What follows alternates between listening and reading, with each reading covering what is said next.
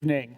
It is now 6 p.m. I'm going to call the Tax Abatement Committee meeting to order. Melody, would you please call the roll? Councilman Curry. Here. Councilman Mishler. Present. Councilman Hinkie. All right, we are here. Folks, we are here tonight regarding the 2026 tax abatements. There will be no action taken tonight other than a recommendation back to the Elkhart City Common Council of whether or not the company is in compliance or non-compliance. We will be addressing only the non-compliant companies tonight. So if you are here as a compliant company, thank you for coming, but you don't have to stay. Melody, would you please read proposed resolution 26-R-15 by title only?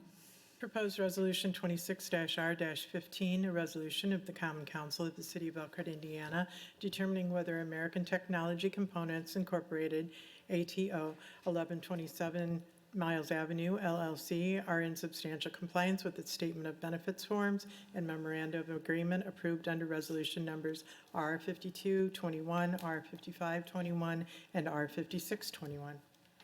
All right, thank you. This time I will open the floor up for council discussion. Drew, if you would so kindly.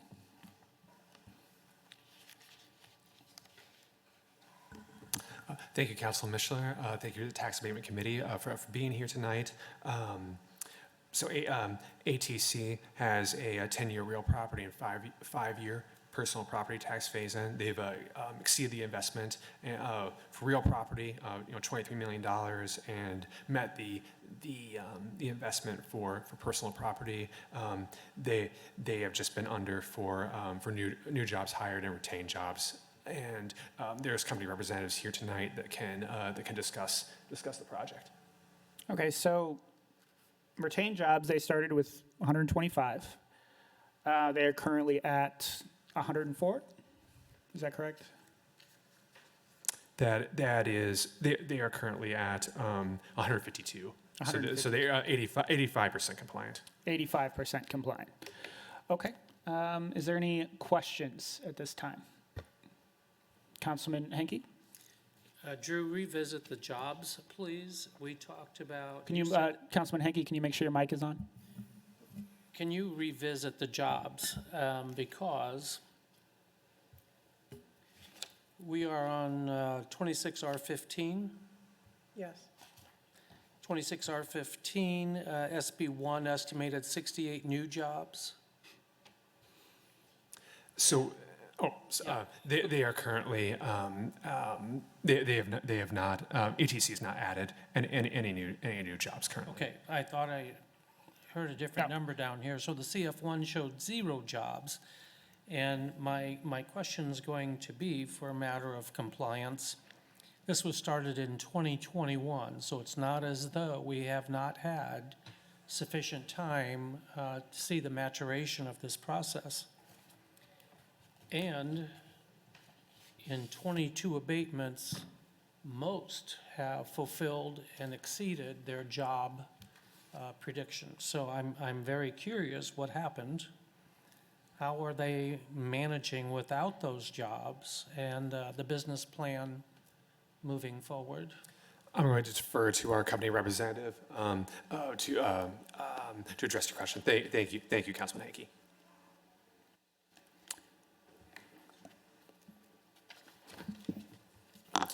Jordan Hesters, the CFO at American Technology Components.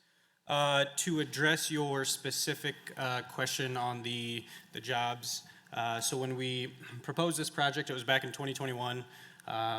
Obviously, that's the biggest year on record of RV sales, up over 600,000 units rather. So fast forward here in 2025, it was actually down 43%. So when we proposed the new jobs, the new wages, it was based on the fact that not necessarily that the RV industry would stay at the 600,000 units, but we certainly didn't expect it to almost be cut in half.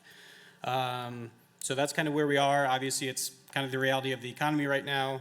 Can't really control that no one's buying RVs, which with us being roughly 60% RV based, that's obviously hurt us on the hiring side. Obviously, the investments on the actual real and personal property, as Drew mentioned, we made well and above what we said we would hit on that, and continue to make investments.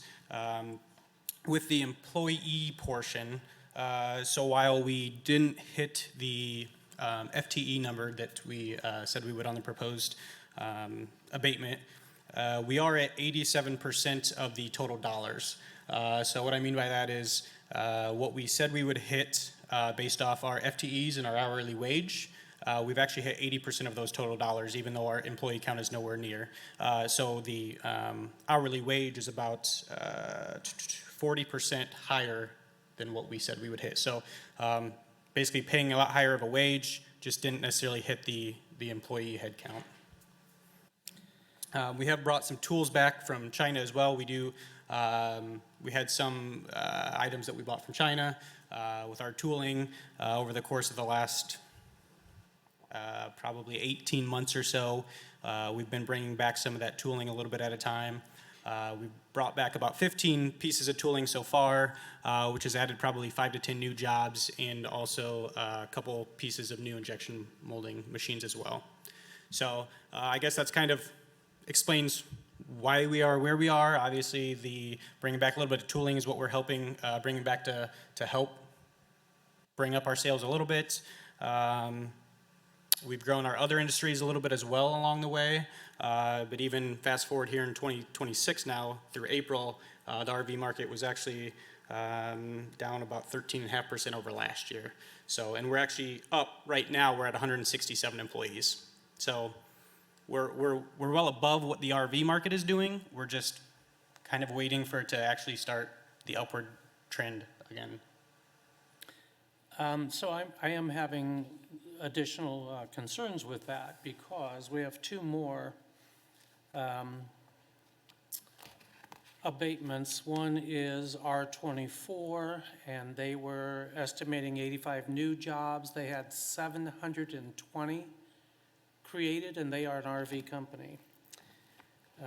Yet another, they had estimated 175 jobs added, and they picked up 175 jobs within that same timeline. So there's where I'm having some issues because they were not affected like you and your company were affected. What's the difference? Well, are we comparing apples to apples? Were those companies that have been around 40 years, or were they newer companies that started, they were growing their business as opposed to being around? I think approximately. And then the other one, was it, I guess, did it start around 2021 when we? 2019. Okay, so, yeah, I guess, so comparing their base numbers, obviously their base numbers are way below ours because 2019 wasn't a good year. 2019 was actually a really bad year. So I guess that's kind of the difference. I understand that, but you can see where 720 new jobs in one company, 720 from wherever they started.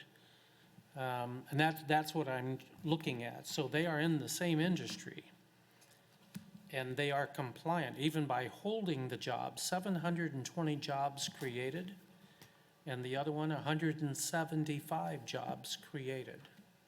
Yeah, I guess I don't know exactly what who those companies are or what they do to tell you, I guess, what the difference would be outside of kind of a couple things that I just mentioned on, if they were newer and so they climbed a bunch because they were just then taking off and they were in their infancy.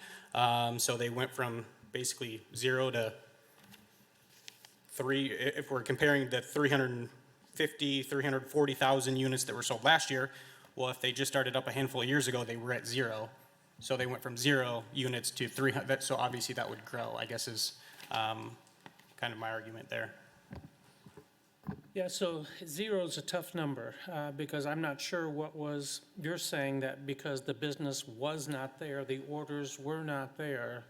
If they were, a younger company, like younger in their, like if, I guess I don't know when those companies started, if they were a newer company or not. They were new companies in 2019.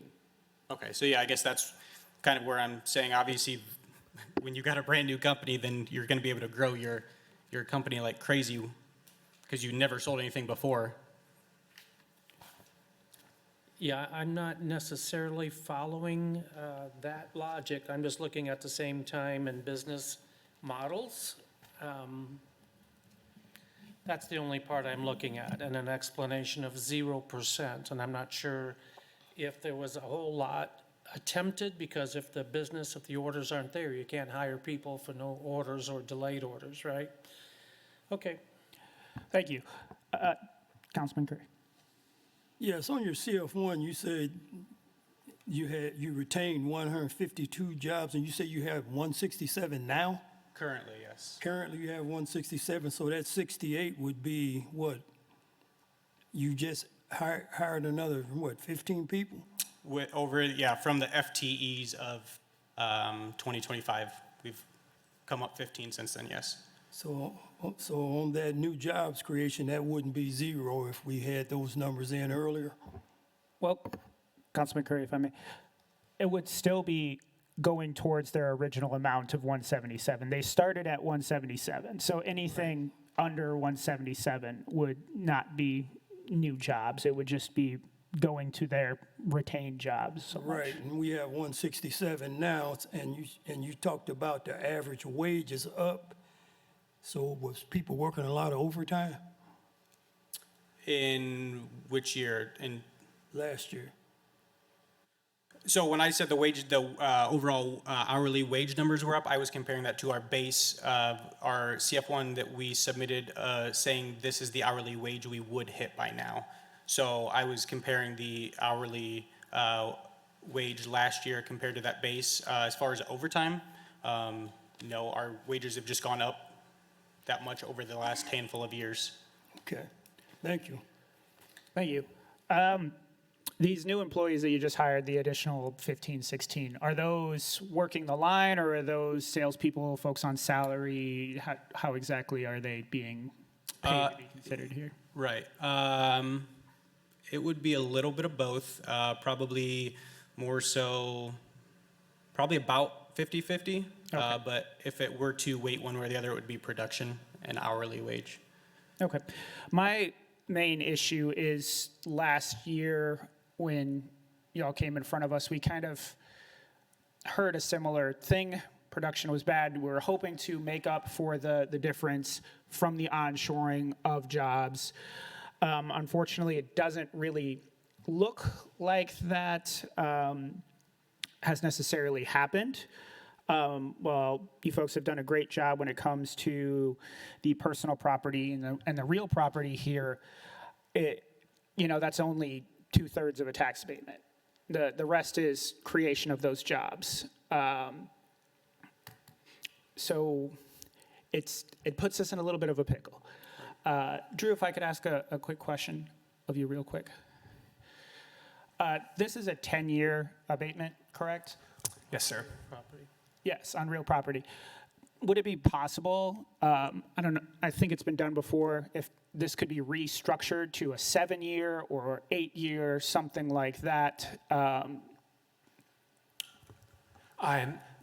think that what will be required is amending the memorandum of Yes. agreement. And that has taken place at council and specifically to the length of the ERA and extending the ERA. It's taken place in that context.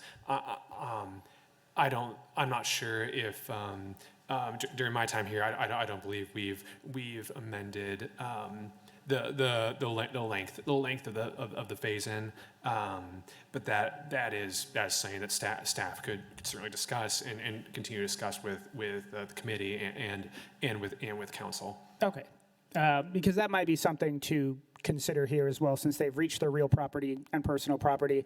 And I think this is the second year in a row where we have struggled with any of the jobs there. I appreciate that, Councilman Mishler. We can certainly continue to discuss that with you guys and discuss that internally and see if that's an option going forward. I do think it would require amending the memorandums of agreement. We did want to highlight that that ATC's, it is their corporate headquarters too.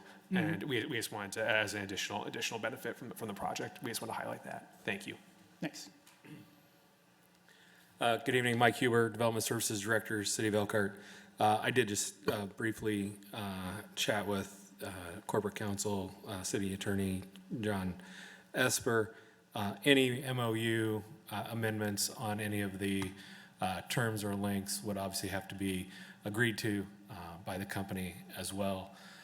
You're correct. Just to highlight the compliance guidelines are set and agreed. You're the designating body. You have the authority to determine if a company has made substantial effort. That's the threshold in the statute. Yes. Substantial effort.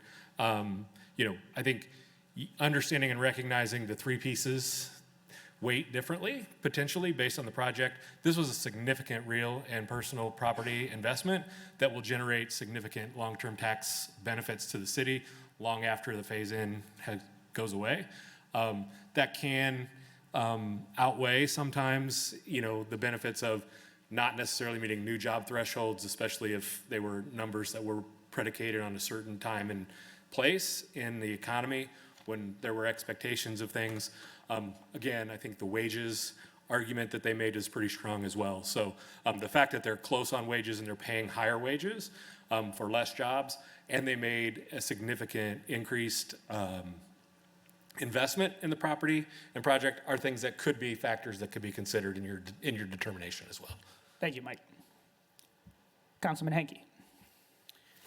To this end, I'm looking at if you held your employment numbers steady, but you've increased the spending for those same employees, how much of that is bonuses?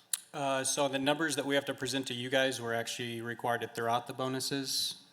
So that does not include any bonuses, which would actually be another 10 to 12% on top of that. And all of those are benefited positions. So there is a retention of what you've already had.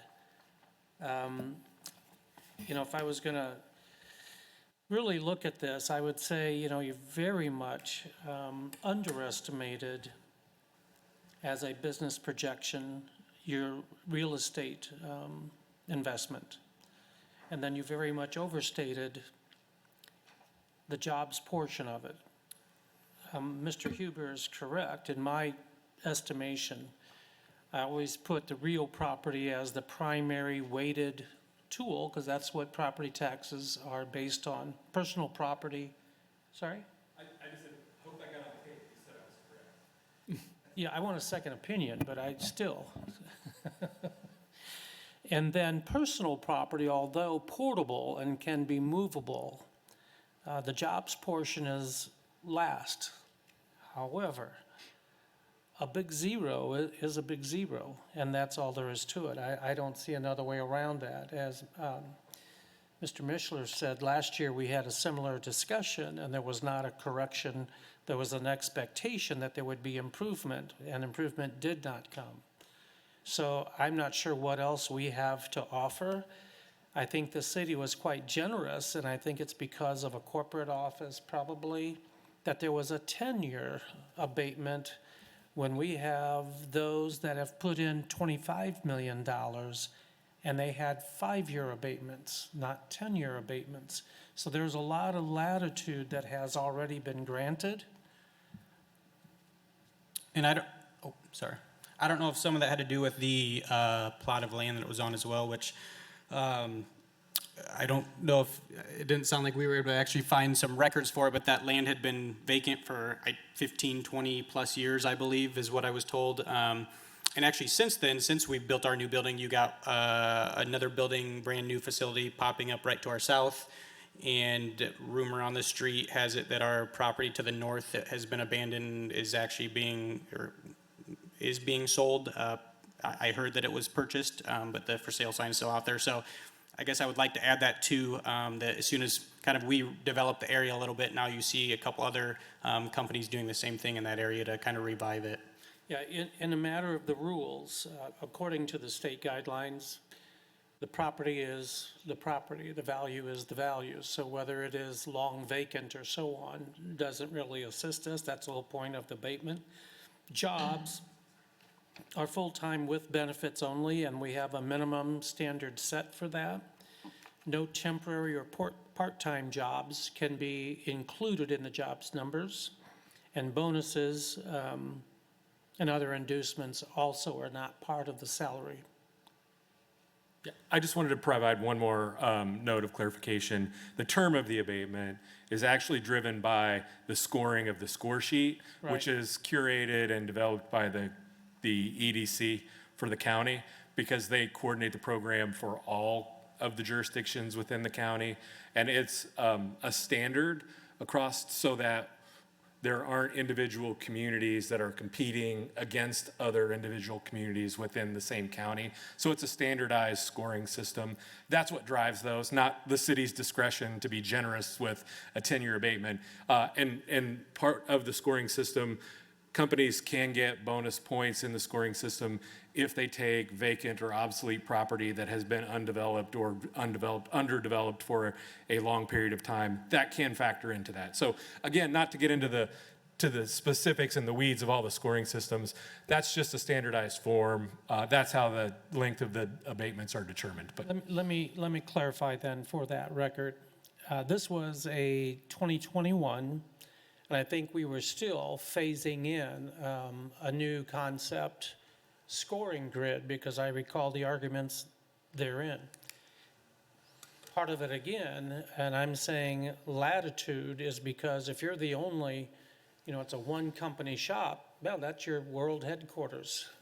You kind of get a benefit out of that because there is a higher score for that. If you, like I said, I have other companies in here with a much greater investment, and they have lower numbers, and we'll be going through those. This one exceeded, and yet their original SB1 for real property was 14 million. So 10 years on 14 million, that is some of those,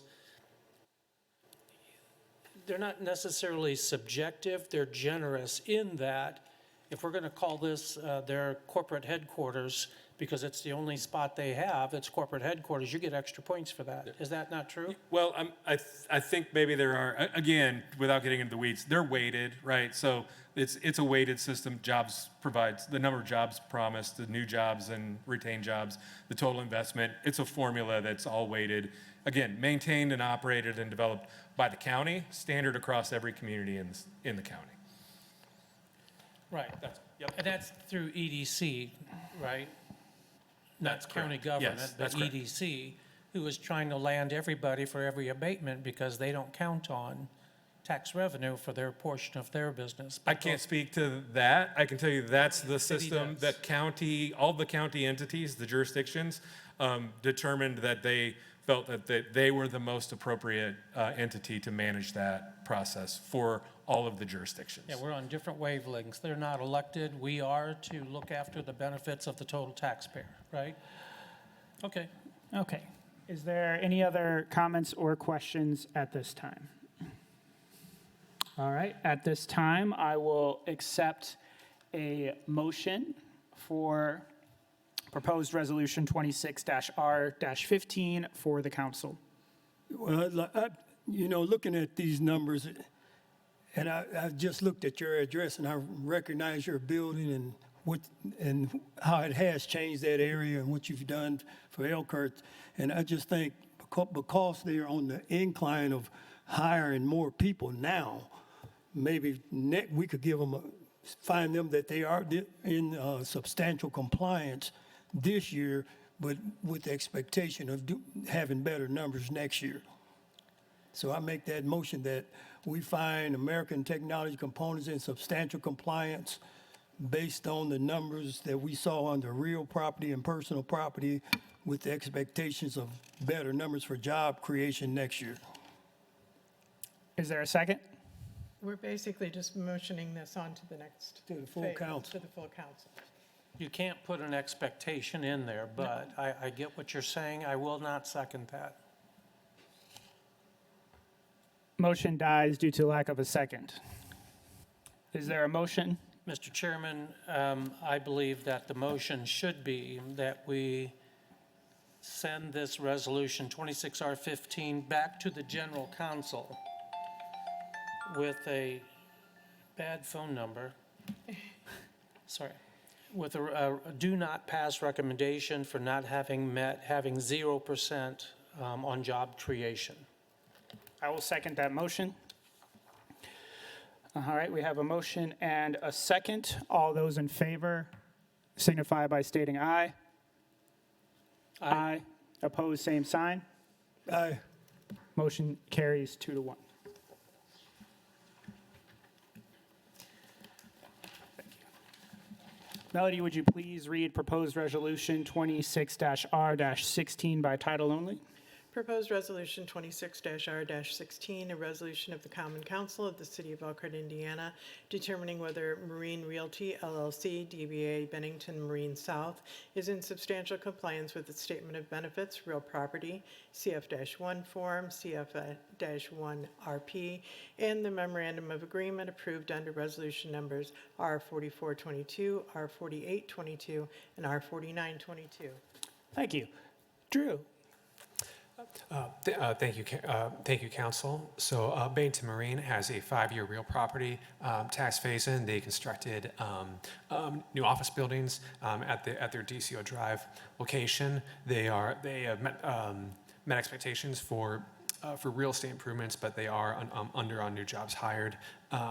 Those jobs have greatly increased last year. Last year, I believe they were closer to 25 or 30% compliant. Now they are 73% compliant for new jobs and 83% compliant for retained jobs. And there is a representative from Bennington here that can discuss their project. Okay. Is there any questions for Drew? Councilman Henke? So this should have been quite a boom year. For Bennington as well as the other pontoon manufacturers in our area. I mean, they've all done quite well. It is a smaller investment, I would say. $3.59 million did get a 5-year abatement. Bennington is located here in Elkhart. And the 19 new jobs for the project, 14 created, and you're saying that the wages are not quite to expectation as well.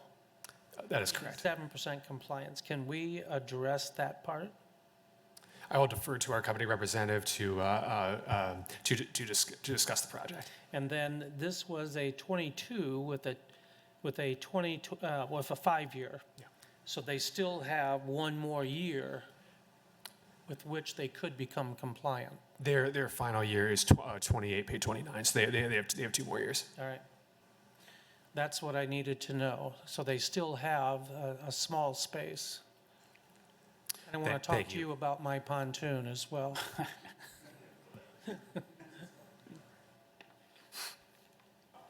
Sorry? Councilman Hakey, we just want to clarify, were you mentioning the ERA, the time period in which they can make improvements, or the end of the term of their phase-in? The years where they can receive the deductions? So their deadline for making their number is? The ERA expired December 31, 24. Sorry, misunderstanding your question. And then the final year, they can turn in a CF1 would be 2028, paid 2029. Thank you. Good evening, Sean Kruger, CFO Polaris Marine. Just to address some of the comments, so our industry has been down. Our segment of the industry was down around 11% in 24, again 11% in 25. This year, April year to date, down 8%. So the industry is challenged. There's been new players entering. I'd like to point out that we did add 14 jobs in that facility. We're 5 short. We've got plans to fill that gap. one of the things that we do pay attention to and focus on is attrition. So we want to hire people for the long term. If you look at the salaries, the average salaries of that group are actually up over those 3 years, around 26%. So we've had an increase there. We want to hire employees for the long term. We have done adjustments to that employee base during that time frame. And we've also built in a master boat builder program where we educate those individuals. We put them in apprenticeships, we put them through education and leadership training. So we're looking to hire people for the long term. So we are slightly short of the goal, but our plans are looking for, as we mentioned last time we were here, as the industry starts to turn, that we'll hit those numbers. Councilman Henke. So let's go to your new jobs, total wages. The CF1 was 1.995. I'm sorry, your SB1. Your CF1 was 1.285. Can you speak to maybe, and I don't want to put words in your mouth, I'm just going to ask the question, is it possible that the increase in personnel over that reporting year came towards the middle to the late part of the year comparison to the first of the year, which affected your overall number? That's entirely possible. We did have a lot of turnover in the second half of the year, yes.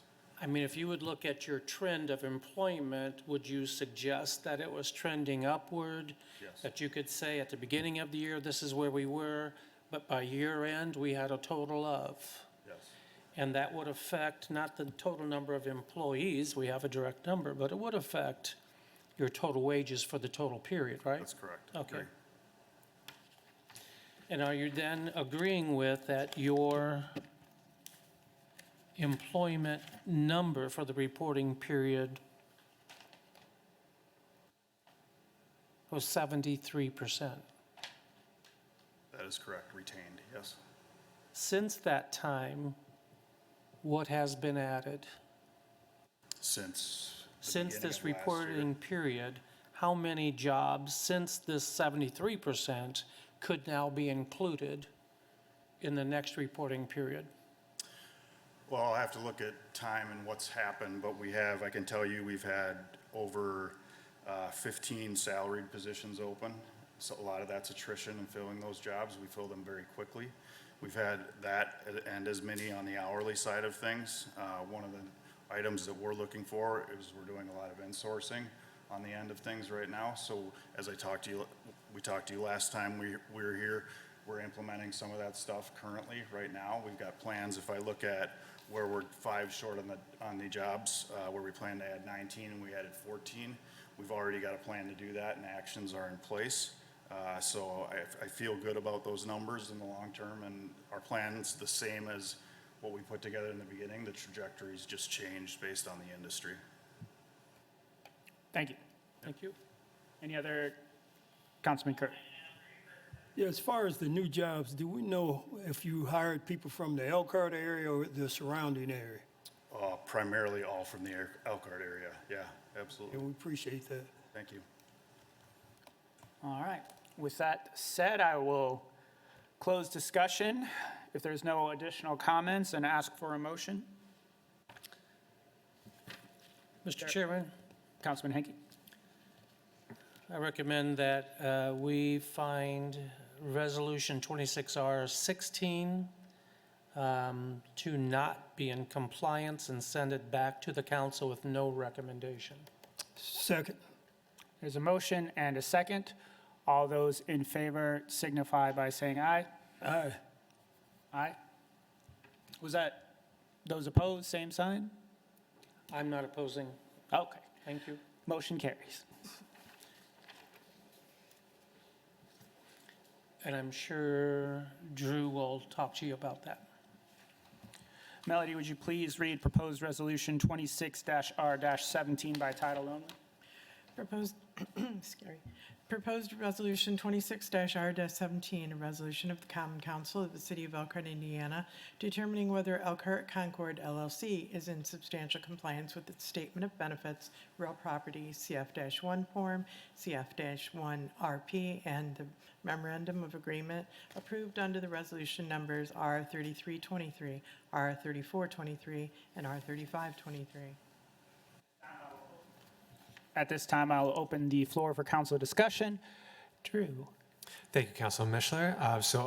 Concord Mall has one more year left in their ERA, so they have until December 31 of 26 to make their investments. They're 80% compliant with real property improvements, and they've exceeded expectations with new job and retained job hiring. Thank you. Drew, I know they have a lot of actors in play there. Has there been any improvements there? I know we've seen in the past in similar situations where we kind of have this umbrella corporation and then folks move in and they do the improvements. Are we seeing a similar thing here perhaps where all those companies that have kind of moved in are making those improvements and it's not necessarily reflected on this, or would there be any way to tell that? I believe it's my understanding. The owner of the property, the developer is making those improvements. I believe they are here virtually and can join us and provide a better answer. Okay. Is there any other questions for Drew at this time? Councilman Henke. The ERA date, December 31, 26. so we still have a moment by which to come up with $5 million or 4.35. 22.5 is to be 90% compliant. So with others, they are compliant, they still have an open date. I would like to know, is that the plan? Do they foresee that they will have, another $3.5, $4, $5 million added in there within this time frame? From the conversations we've had with the company, and I certainly want to give them a chance to address the committee if they're available. That is the plan, and that some of those investments may have already been made in the calendar year 26. They're confident they will reach 90% compliance by the end of the year. So you're suggesting that they have already invested more in real improvements in 26? From conversations with the company, that's what I heard them say. And, that of course would not be reflected on this CF1. Correct. But they anticipate they will be compliant by the ERA end date. I would like to hear it from the company that they have that compliance in mind, right? Certainly. Is anyone online at this time? See anyone online? Enzo, is anyone online? Do you see? He is. He's in the waiting room. He needs to be let in. Should be Jeff Mark in the waiting room.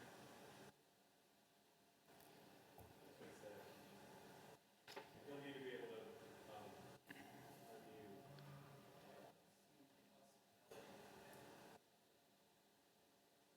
Okay, I wonder if he has an old link. We only have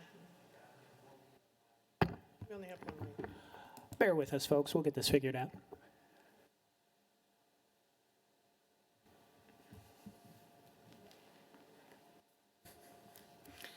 But I would suggest, if I could, Mr. Chairman, they do have 6 months by which to become compliant, or they will forfeit their compliance next year with a clawback.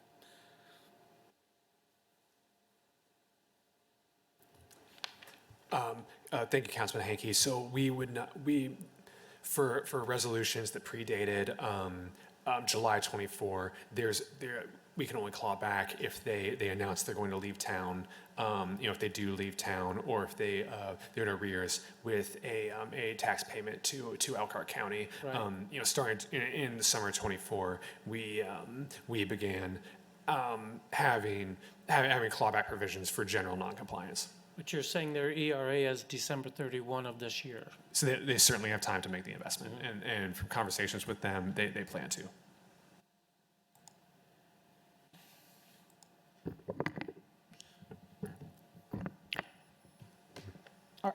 Mike, are they still working on joining us? Yeah, that's what I was thinking. What do you gentlemen say we table this for right now, just until the technical issues are solved tonight, and then we could come back to it? Motion to table. Second. There's a motion to table and a second. All those in favor? Aye. All right, motion is laid on the table. Thank you. All right, we'll come back to that. Melody, would you please read proposed resolution 26-R-18 by title only? Oh, I still don't see him. Matt. There he is. oh, hold on.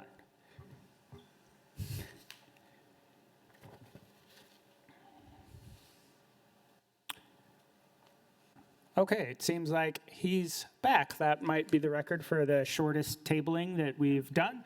Motion to remove from the table? We have a motion to remove 26-R-17 from the table. Is there a second? Second. All right, there is a second. All those in favor? Aye. Aye. Motion is carried. I will open the floor for council discussion. Thank you for joining us. Can you hear us? Yes. We can hear you too. Excellent. Councilman Henke, did you have a question? Yes. So the question we have, and in order to be compliant, you do have 6 months remaining in your investment period called an ERA. And you are $5 million short from the SB to CF forms. And so my question, since this reporting period, after this reporting period, how much more has been invested, can you tell us, in your real estate improvements, and what is expected by year end?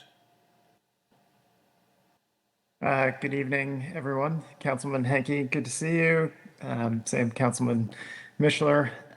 Yes, great question. You're right on target. Oh, sorry, could you state your name for the record, please? Sure. Sorry, Jeff Martin with Industrial Commercial Properties, Thank you. 6110 Parkland Boulevard, Mayfield Heights, Ohio 44124. Owners of the former Concord Mall, now Concord Business Park. So at the end of last year, we were at the 80% compliance metric with $20 million invested. That was kind of midstream on the former JCPenney department store redevelopment project. So shortly after the turn of the year, we were already at like 23.5 million. And, since that time, I just checked, we just finished a big roof replacement project on the mall. So we are now at 24.5 million spent, excluding acquisition costs. So, there's a couple other deals that are percolating in the works. We have some office space being built out in some of the residual space. There's 60,000 square feet of space left inside the mall, which we're hoping to lease out before the end of the year. So we have some, capital projects already underway and don't anticipate any issues reaching that threshold to satisfy our commitment to the community. Very good. Thank you. Thank you. Is there any additional questions at this time? Sound like it's on track to make the grade. It does. Thank you very much, sir. At this time, I will close council discussion and ask for a motion to be sent to the council. Mr. Chairman, I make the motion that we find Elkhart Concord LLC in substantial compliance with the statement of benefits for both real and real property job creation. Send it back to the council with a due pass recommendation. There's a motion. Is there a second? Second by Councilman Curry. All those in favor signify by saying aye. Aye. Motion is carried. Thank you very much, sir. Thanks, everyone. All right. Now, Melody, could you please read proposed Resolution 26-R-18 by title only? Proposed Resolution 26-R-18, a resolution of the Common Council of the City of Elkhart, Indiana, determining whether Consolidated Metals Incorporated, Westward Manor Incorporated are in substantial compliance with its Statement of Benefits forms and Memoranda of Agreement approved under Resolution Numbers R50-24, R51-24, and R52-24. Thank you.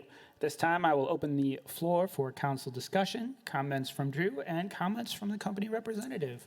Drew, lead us off.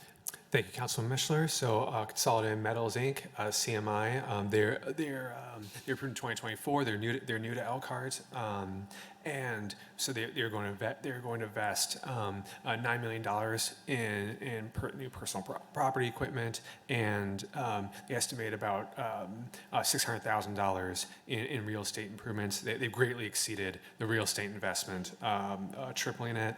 And they're at about half for personal property investment and about half for new jobs added. And their ERA expires at the end of 2027. And so certainly have time to make the investment. And it's our understanding they plan to, and there's representatives from the company here this evening. Thank you. Drew, is there any questions for Drew at this time? Councilman Henke. So if you would combine, and I realize they're at 325% on the real property, but the number, was 625,000, so it doesn't ring large, so to speak. The SB1 for personal property, manufacturing equipment was the big ticket item, 9 million. So if you would combine all told, they're still short 5.5, right? So the question is, they do have time, much like the last. What is the plan? I'll defer to our company representatives. I know. One representative is here this evening, and then one is joining virtually as well. Is he in the waiting room? I don't understand how that link is out there. We deleted all those. Okay. Do we need to take a brief recess for the link, or are we good with just the one representative? Sorry. No problem. No, it was my turn. Good evening. Thank you for having me.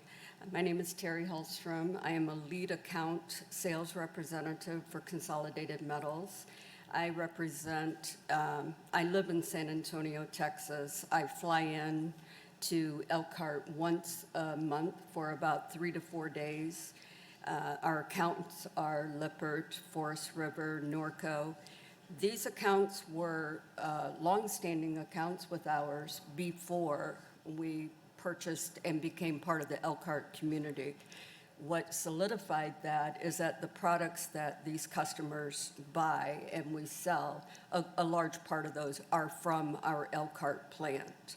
So therefore, we have a much smaller logistics run to these customers, as well as the logistics of warehousing their stock. I visit the plant every time I'm here. I have an office there. I've come to know all of the plant workers. I've actually worked out on the floor with them. There's a great deal of excitement being employed there. It's a very family-friendly, a very smaller group, but a very tight group. All the employees are very professional. They're very thrilled to be there. They show up, and they have input as to what their job and what their job description is. If there's any questions you have for me, I know Sylvia is going to be joining us, but I'm happy to answer anything that's within my scope. Councilman Henke. Yes, the question would be, again, our ERA date, you do have time. It's a 5-year, so you still have plenty of time to ramp up. And I would ask the question, you're at 40% compliance with job creation. And is that because you're still in the ramp-up phase, still in the investable phase? Right, very much. Okay. I believe Sylvia will touch on this, and she can better explain it to you. But I was on the ground level when we purchased and when we started the ramp up. There were some setbacks, from what I understand. The employment level has continued to grow and to grow substantially. We just introduced a second shift, which is much needed with the volume that we're moving out of the company. So she could probably speak better to you about the ramp up. Right, and then the manufacturing equipment as well. Is Yes. that ordered, it's on its way, it's being There- built? We just introduced, or we just purchased, I should say, a BLM, which is a new saw. I've seen it operate efficiently. And so that brought on a new operator for that equipment. And then the second shift operator will be on for that as well. So the equipment is coming in. Some of it was delayed. So if you could just help me, I'm not in the industry, I apologize. What would be the average investment on that saw? I'm sorry, I can't answer that. I know it's a lot, but, and I know that there was a lot of thought and research put in before they purchased. Again, I have seen it operate. It's quite overwhelming to look at, if you will, until you understand the process. But I couldn't speak to the, I just didn't know if it, because we need to come up with several $1 million, right, in the total investment. So I didn't know if a saw is $1 million, I haven't a clue. I'm sorry, I couldn't answer that. If you go down to Menards and buy one, I'm sorry. it was a bad joke, sorry. Oh, Thank you, Council. So from the conversations I've had with the company, with Sylvia Hansel, the president CEO, they do intend to fully complete the investment and make the purchases, highlight on the SB1, and be fully compliant for personal property. I believe Sylvia said that she had joined, but she couldn't see anything or hear anything. I have no control. Yeah, she's right there. Oh, well, perfect. We won't have to table and then untable Yeah, immediately. excellent timing. It worked. Hello. Sorry, I've been on, hi there, I'm Sylvia Hansel. I'm the CEO of Consolidated Metals, and I'm so sorry to be late. I've been on the link since the beginning, and I've been watching the live stream, but I think the link may have been having some issues, so Our apologies thank you all for the being technical patient. difficulties. Well, thank you all for being patient. Would you mind repeating your question for me, please? Councilman Hickey. The question is twofold, and I don't want to, again, plant words. We are $5.5 million, a little over, and needed personal property investment to meet the qualifications, although, you know, there's leniency of 10%. And the second part is, if that manufacturing equipment is not in place and will ramp up within your investable period, would that also solve the number of new jobs so that it also meets the threshold? Sure. If I can take one step back and just say, first of all, we fully intend to satisfy our obligation and make the full investment. I think, as you noted already, we have over-invested, so to speak, on the real estate side. We have hired half of the employees at half of the anticipated salary, so we're on track in terms of the amount, I believe, that we're paying our employees, and we plan to continue to meet the pay expectations and then continue to hire. So far in 2026, we've hired a net 7 additional employees, so we are continuing to add, so we're at 22 out of 30. We have had 2 major issues that have prevented us at the moment from satisfying our obligation. The first one is that the building that we purchased, as you can probably see from the real estate investment, required significantly more modifications that took quite a bit longer than originally anticipated. And more importantly, the primary piece of equipment that we purchased, new mill, tube mill, had some difficulties. So the base equipment is a really excellent piece of equipment, but the tooling has not been very functional. And so that's really delayed us in terms of full implementation. We're having to buy new tooling for the mill. That's been both costly and a big delay for us to get fully up and running, and in large measure explains why we haven't been able to hit our employee numbers at the moment, although we are getting ready to go on a second shift on that mill. So if we were to put in the second mill, which had been our plan in 2025, then we would have hit that $9 million mark. And so that really is the difference. As I said, we'll continue to invest. I think we've been really pleased with the support we've had from Elkhart County. Both Drew and David have been invaluable in connecting us with other Elkhart County vendors who've been helping us get our project off the ground. So we're both deeply grateful, and we're continuing to move along. Thank you.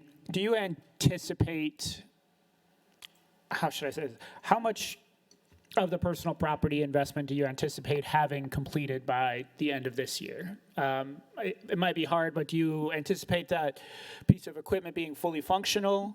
How far off would you say you are from, is this another year or two before you think you can get up and operational with that? Or, because this is a, 5.5 million is a fairly substantial gap there.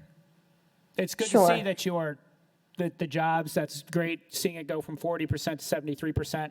Love to see the improvement there. But, you know, as I stated earlier with another company, you got to have, you know, 3 of 3 or some progress towards it. Trust me, we want the progress at least as much as you do. We've already invested an additional, I think it's 836,000 this year in 2026 year to date. And certainly we have some additional investments coming on through the end of the year. So we'll continue to make investments through the end of this year. I would expect realistically that we would be putting in an additional mill next year and not this year. An additional million would put you closer. I'm sorry, a mill, not a million. I Additional misspoke. mill. Okay. Yep. So the two big investments for us were the 2 mills. So we've implemented the first mill. We've made some additional investments in some cutting equipment that we've brought in this year, and then we intend to put in an additional mill into that facility, which has become our primary facility, in keeping with what we had promised Drew and David. We have been continue to consolidate our operations into Elkhart County. So whereas we were not in Elkhart County at all before, we closed a facility, 2 facilities, each totaling about 40,000 square feet, and relocated that equipment into Elkhart County, into our 110,000 plus facility in Elkhart. So that has definitely become our primary facility, and we plan on continuing to grow that. Thank you. Any questions at this time?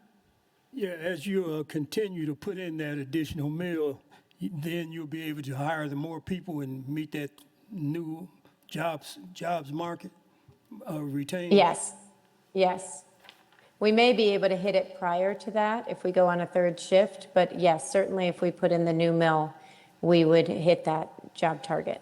Oh, okay. I think we would hit and exceed it. Thank you. Councilman Henke. I would make the motion, if you're ready for a motion. Any other comments? I have no other comments. I'll accept a motion.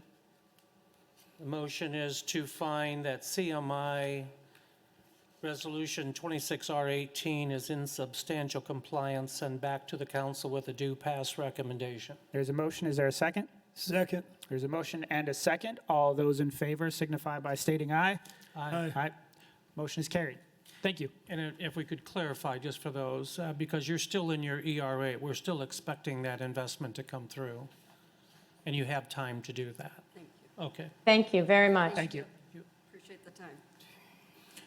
All right. What's that one? All right, Melody, would you please read proposed resolution 26-R-19 by title only? Proposed Resolution 26-R-19, a resolution of the Common Council of the City of Elkhart, Indiana, determining whether GDC, LLC, LAM Corporation are in substantial compliance with the Statement of Benefits forms and memorandums of agreement approved under Elkhart County Resolution numbers CC-2024-24 and CC 2024-28. Thank you. At this time, I will open the floor for council discussion, comments from Drew, and comments from the company representative. Drew, would you lead us off, please? Thank you, Councilman Mishler. GDC was recently annexed into the city of Elkhart. They're in Elkhart East.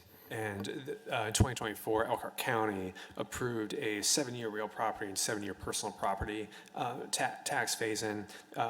They have completed the investment for real property. They're 94% compliant. And they have not completed the investment for personal property, but do intend to. Their ERA with Elkhart County was only a year. They were approved in, I believe, fall of '24, and it expired at the end of 2025. So we have heard from the company, they intend to make their investment, and we think it would be aligned with, the city typically, or the city council typically grants 2.5 to 3 year ERAs. So there's a provision in the resolution modifying the county's agreement, extending the ERA till the end of 2027, giving the company the opportunity to make the investment. Thank you. Okay. I expected as much, Councilman Henke. You're suggesting the ERA for personal property was what? So the ERA expired at the county level, expired at the end of 2025, and we're proposing extending it just for personal property to the end of 2027 to be aligned with Elkhart City phase-ins and in our agreements, and also of course the company stated that they would make the investment. So has that process already been approved for the extension to 27? That'd be part. There's a provision in the resolution tonight that will be voted on for approval on July 8th to extend the ERA. And again, if we would go back, whether they're county or city, really, in my opinion, doesn't matter. Why would we extend 2 years? What are we waiting on? What did not work? There's a company representative here tonight, and I'll certainly let him discuss the project a little more. But we think that they intend to make that personal property investment. They exceed the jobs portion, and moved a ton of jobs to the city of Elkhart, and they intend to make the personal property investment, and that giving them that extension is aligned with how we've approached companies in the past when they've applied for a phase-in with the city of Elkhart. Drew, if I could, when was this property annexed into the city? I believe in the last year, part of the Elkhart East annexation. Okay. Was this brought to the council's attention at the time during the annexation that this would be a requirement? I'm just wondering why we didn't handle the ERA extension then. Well, we are unaware of the annexation, and we going forward, we plan, when we receive an annexation request, we plan to review potential phase-ins and cross-reference with the auditor's office, and so we are fully aware of those details on the front end rather than approaching them during CF1 compliance. Okay. So just in the future, whenever we get additional annexations, I'll make sure to ask Mike, hey, have we reviewed any potential tax abatements or anything else like that? Because it seems like this is something that was just possibly overlooked. Not to your guys' fault, I get it, it happens. But if it ended at the end of last year, I'm curious to see what investments have, been made this year already before we consider an extension. We can certainly look at that. I think it's atypical, Councilman, for fully developed areas to annex into the city. Typically, we only do voluntary annexations, petitions, Many of those nowadays are they're vacant land that want to be annexed in and then be developed. This was an anomaly. Again, Hull was part of that. GDC is part of that. You'll hear a little bit more about Furion, I think, as part of the conversation either tonight or ahead of the next meeting similarly. So there were a few of those companies that were provided abatements. Much of that area was in the county TIF, and they historically had a they weren't necessarily giving abatements in the TIF. Apparently, at least 2 or 3 of them got through that way. So we will be more proactive in that area. This was just one sizable annexation where we didn't get that information until after the fact. So. Sure, I appreciate that. Is there a company representative here?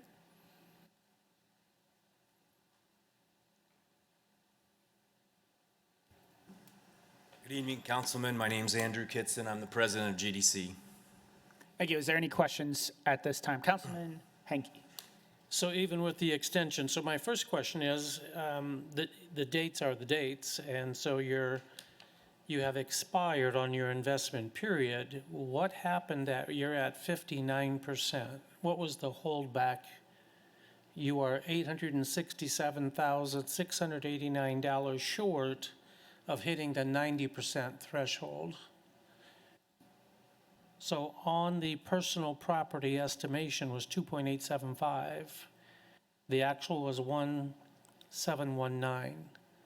So with what we currently have shy, based on the investments that we've made throughout since that ending, we show us at right now 310,000, which we'll easily be able to make up, if not this year, soon into the next year. We're in the automotive industry, which has taken a dip. We've moved quite a few jobs into the Elkhart area. You can see that we had said we'd move 38 jobs. Currently, we're at 116 that we've created here in Elkhart. We thought we'd be at 1.6 million in salaries. We're at 5.6 million in salaries. We purposely moved to Elkhart. We are a Goshen-based company. We purchased that building in 2016, I believe. One of our product lines is a melt blown material that makes your car quiet that we manufacture 100% now here in Elkhart. We added on a 96,000 square feet to that building because of the area we had, and to be honest with you, Elkhart was a lot more willing to want to do business with us and bring our business here, and it's been great. So then we brought in all of our manufacturing vertically integrated, our systems to save money, and also brought in a lot of jobs with that. Through that, we made improvements. We are shy. We're $310,000 shy, which in our business isn't a lot of money. We're vertically integrated. Say we take all of our recycled material, which is kind of new as we've evolved that product. It goes right back into the product. With that, we need silos so that we can build up materials. So we have inventory. That's one of the items that we're looking at. We also worked on automation to get to that number, as well as even with new construction, we had some issues that are, unfortunately, our parking lot was an ice skating rink in the winter, so we've had to make some additions to reroute some of that water, redo the eaves and all that, which is quite an investment already as well. So we have every intention of hitting that number. I think the reason that we're at a year, and I'm speaking a little bit out of a turn here, was because they knew that we were going to get annexed. And they knew that this would probably be something that we'd have to end up coming to you with. That was a little bit before I took this role, so we're catching up. I understand that. But we have all due diligence to do that. So to be fair to all other companies that would find themselves in the same measure, I'm looking at the abatement started with the county, right? Yeah. And so they approached the county, so the time period should be the time period. Correct. And so I was wondering what else delayed? Was there a delay in getting equipment here? Was there a delay in getting real property corrected so that the personal property could be implemented? And you said that you have purchased how much since this reporting period? for personal property We manufacturing? show that we're gonna have about $310,000 yet to spend. Based on what we've purchased this year. And do you know what you're purchasing, and is it in process? The process with the silos is definitely in process. We also, our intention is always to be vertically integrated. The one thing that we do buy, and some of it comes from overseas, is a scrim for our material. We're looking at bringing that in-house. That's about $1.2, $1.3 million investment just to get the machinery in, not to mention all the improvements we'd have to make for drops and electrical and all those things. So that might not happen this year because those things take time to develop. They take time to be built and put into the place. But that's our last step there with that particular project. And I hope that you can understand kind of where we are, because if another company, which we've already had some, said, if you would extend us 2 years, we can make up the difference. And the question is, how do we qualify one and not another as far as an extension? And I think based on the money we've spent, you can see that $310,000 is not that much more for us to spend. But you have expired in your investment period, December Correct. 31st of '25. Correct. Councilman Henke, if I may. If the council of the whole decided to extend the ERA, then they would be, in my opinion, working towards that. They've already, explained they're about, what'd you say, 300,000 down from? Yeah, 310,000. 310,000 from that equipment that you're working on. Real estate improvements, you're over 90%. Jobs, you're doing well. For me, it seems like the county did sometimes what the county does, and that necessarily doesn't reflect the fault of the company, who does appear to be making a good faith effort towards the improvements. I understand that generally what we do is 2 to 3 years ERA. I don't know what the county does. If we are supposed to be following the same abatement procedure, why are they doing only kind of a year when we are doing 2 to 3 years? But that's a discussion for another time. The question I would have is, we started off wrong with the county to begin with. They abated someone within a TIF district, which makes 0 sense whatsoever. The state frowns upon it and suggests, that not be done. So this is already a outlier, as it were. Is it possible that you would have compliance to 90% in your investment by December 31st of this year, 26? Yeah, it's very possible. So, my recommendation, if we're going to make an exception, we've got to make something that we can fall back on with any other company to say, why did we make this exception? This is an oddball to begin with, sorry. That's kind of how that happened. Handoff from the county is how I understand it. My recommendation is we reduce the ERA period to December 31st of '26, the current year we're in. I'm not sure necessarily if that's, I think we are just making a recommendation based off what we have, to my understanding. I think you That might have be to a really question take for the, John, if that's something that we could do, if you're requesting an amendment to the resolution. We're going to have to make that amendment at some point if we're going to accept. So the question is it better to do it now, of why we sent it back to the council with some form of recommendation? Or do we wait for the general council? Send it back to the council. It's a Yeah, full I think council we ought to decision. wait and send that back to the full council, because this is a special situation that most of the full council probably not have had to deal with this before, and we all should deal with it at a Well, later it should date. not be precedent-setting. That's what we don't want. So if we're going to do this, we may wish to send it back with a do not pass recommendation and then have this discussion, which will change it, or we can send it back with no recommendation and try to make that change. I think a no recommendation might be best. That way, John could look into this and potentially have the best way to advise regarding the ERA situation, and if we needed to have an amended resolution then instead of trying to do it now. Yes. I would just like to highlight, we have done ERA extensions in the past with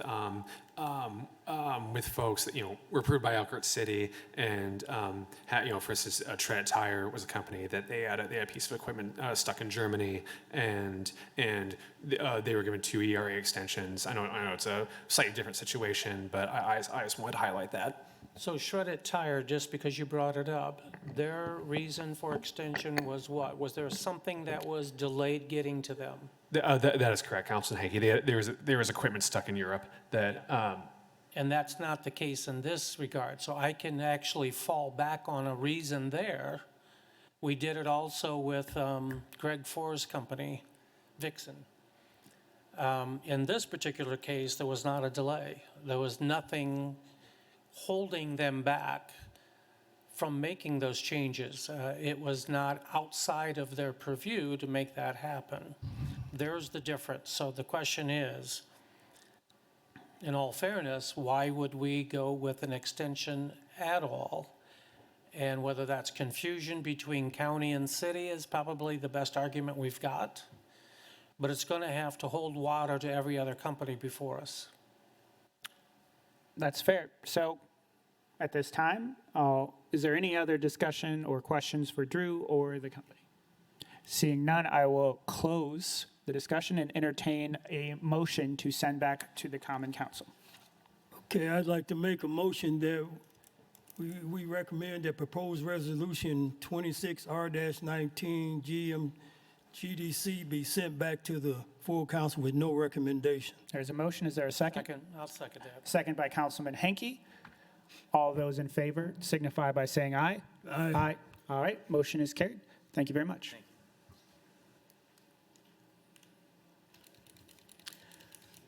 Melody, would you please read proposed resolution 26-R-20 by title only?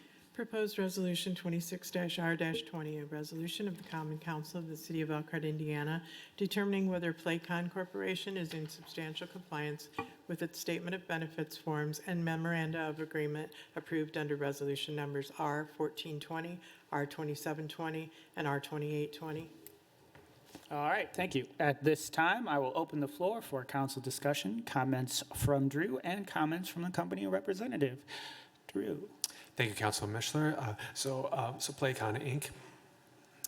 Is a manufacturer here in Elkhart, making medical packaging supplies, and they have a 7-year real property, 5-year personal property tax phase-in. They've exceeded the investments for real personal property, but they have been under last couple of years for new jobs added. And there's company representatives here tonight, and that can discuss that. Thank you. Does anyone have any questions for Drew? I believe, Councilman Henke? I believe this is more about the jobs than anything else, correct? That is correct. 2 jobs were we created, 26 were estimated. What is the plan, and what is their ERA? Their ERA has expired. So we're at that same spot that we've been through once tonight, guys, in all fairness.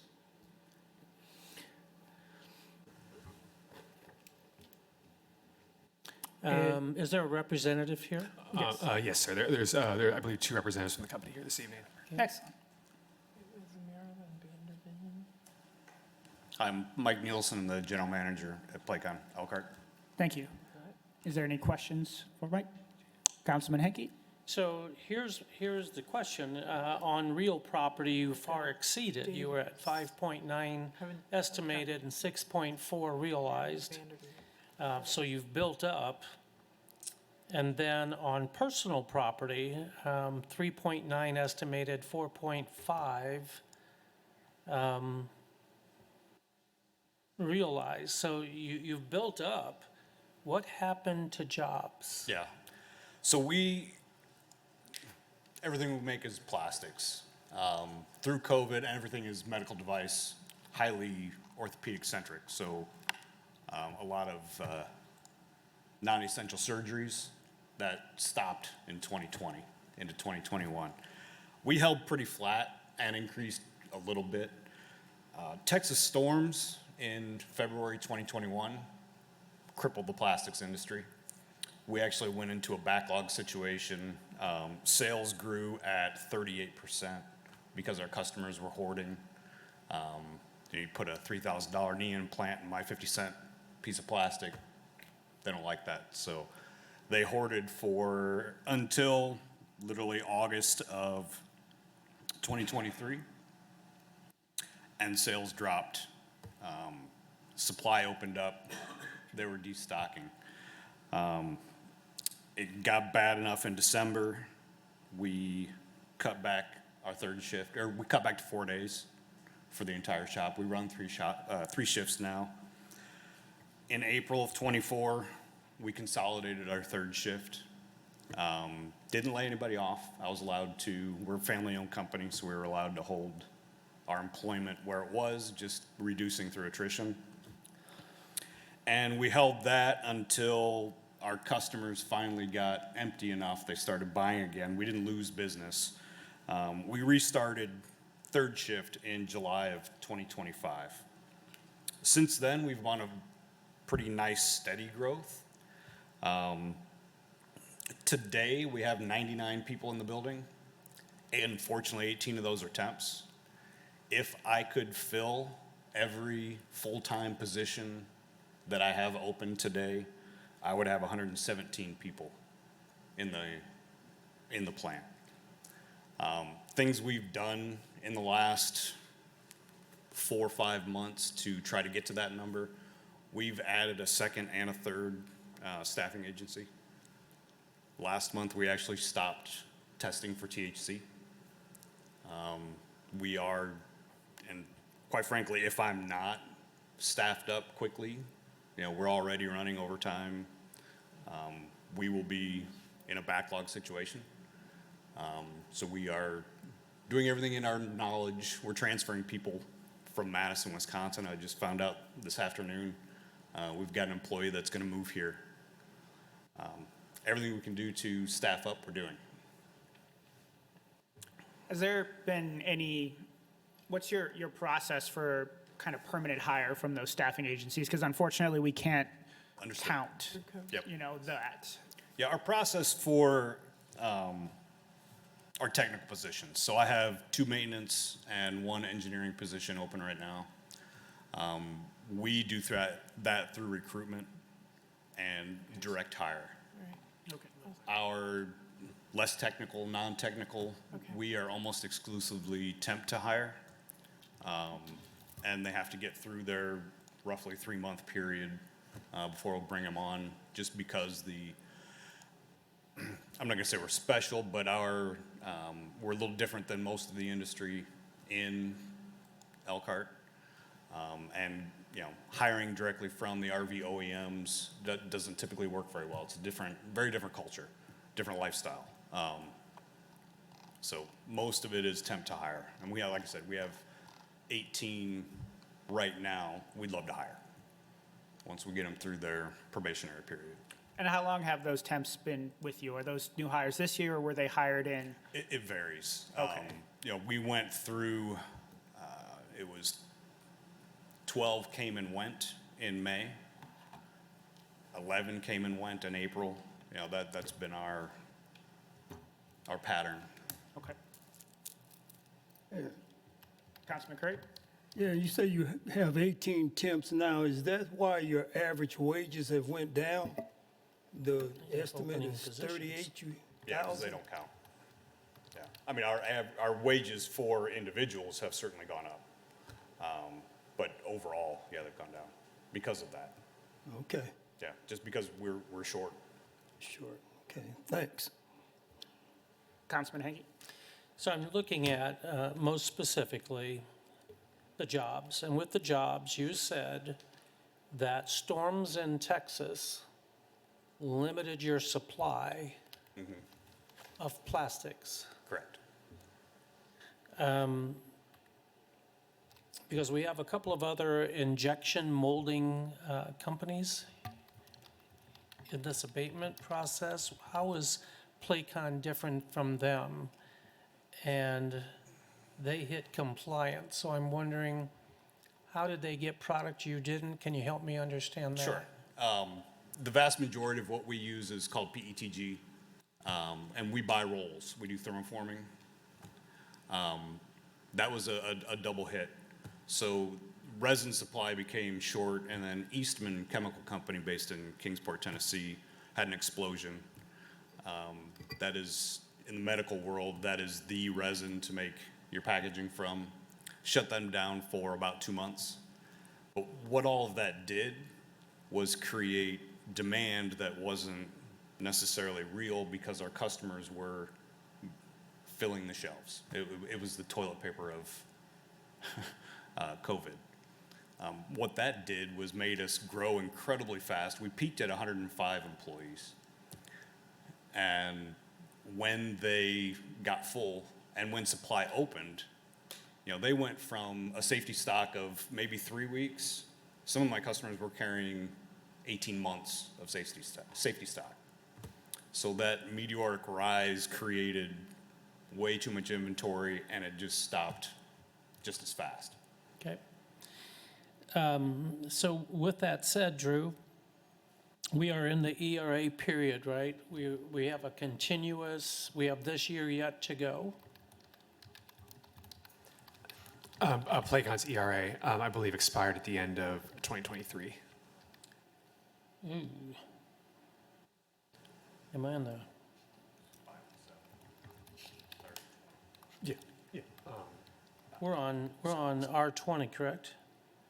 Yes. So we had, in 2020, the Common Council approved a 7-year real property and a 5-year personal property. So personal was 2025. What would that give us in regards to the job compliance? Do you mind repeating your question, please, Councilman So if we had a 5-year on personal property, a 7-year on real property, what is the compliance date for employees? We, since we measure the jobs every year, that is something, each year we want to evaluate that and see if the companies are in compliance, regardless of whether they're in their ERA. I believe, I don't know if my binder on the chair, but I believe the final year for Playcon's real property abatement is 28, page 29, and maybe That's what. 27, 28, I believe, for personal. With that but- said, theoretically, let me understand, do they still have the opportunity to meet compliance on employment within that period, or is it presumed done because the personal property is done? That is correct. Each year when they submit a CF1, they're applying for a deduction, and in each year we will evaluate jobs. And I know Playcon was previously compliant for new jobs added and retained jobs, and they've fallen short this year and last year. So each year we will evaluate this. No, I understand that, but my point to it is, I have a 5-year and a 7-year within this abatement. At which point are they obligated to have that final compliance number on number of employees? Is that in the 7-year period or the 5-year period? Since we'll be evaluating, since there's separate agreements and new jobs added and retained jobs are codified in each memorandum of agreement, we will the expiring of one. We see jobs as a critical component of both agreements, and we will evaluate those with each of the phase-ins. And so there's not we don't see it as a final year to meet the So jobs. realistically, you're telling me the 7-year? So, Councilman Hankey, to kind of clarify what Drew's saying, the ERA period, which we measure investment, only relates to investment. As Drew was explaining, jobs are evaluated every year, so they're expected to meet the job targets every year of the compliance. You have the discretion to say, this company has offered substantial reasons why they can't hire for this year if they're not compliant. They could certainly be compliant again next year, and then the following year they could be non-compliant again, just based on the cycle of hiring. It's your discretion based on the rationale and the reasoning the company's giving you for why they missed this year's targets. But we measure jobs every year. Yeah. From the first year to the end, but the ERA applies to the investment targets. So if you would look back with our history, did we allow people to be in compliance until the end of their final ERA? In compliance, we expect them to be in compliance till the final year of their ERA and to the end of their abatement. Because we're letting some people ramp up. Sure. So That's what I'm you're saying. correct. In the ERA period, we do allow some ramping up of hiring and investment. All right. But by the end of the ERA, they're expected to meet both the investment and the jobs. Agreed. And then from that end of the ERA on, and that's why Drew is letting you know this one ended in '23, the ERA did. So they're expected to meet the job requirements every year subsequent in order to be in compliance with the Very good. jobs portion. That makes sense. Thank you. If I could, real quick as well, just going back to the jobs as well. Perhaps you already answered this, my apologies. Why do the temps and not direct hires for those positions? Why not do your own recruitment and for those manufacturing positions or whatever roles the temps are currently doing? Is it just cheaper to do it that way and easier to find people, or what's the mindset It's actually more behind that? expensive. I mean, the hourly rate that we pay the temp agency is higher than what we're paying our newer employees. It's a try before you buy. Our experience has been, if we can get somebody that is there for 3 months, they're going to be there for 10 years. Getting them through that 3 months is difficult. Okay. Okay, thank you. Are there any other questions or comments at this time? If not, I will close discussion and entertain a motion and a second for a recommendation to the full council. Mr. Chairman, I believe I propose that we find Playcon Resolution 26R20 not in substantial compliance based on job creation and send it back to the council with a do not pass recommendation. There's a motion. Is there a second? Second. Second by Councilman Curry. All those in favor signify by saying aye. Aye. Motion is carried. Thank you. Thank you, sir. All right. Melody, would you please read proposed resolution 26-R-21 by title only? Proposed Resolution 26-R-21, a resolution of the Common Council of the City of Elkhart, Indiana, amending Resolution R41-24-A to extend the expiration date of the Economic Revitalization Area granted to Third Coast Commodities, LLC, Evergreen Grease Enterprises, LLC. Thank you. At this time, I will open the floor for council discussion, comments from Drew, and comments from the company representative. Drew, lead us off.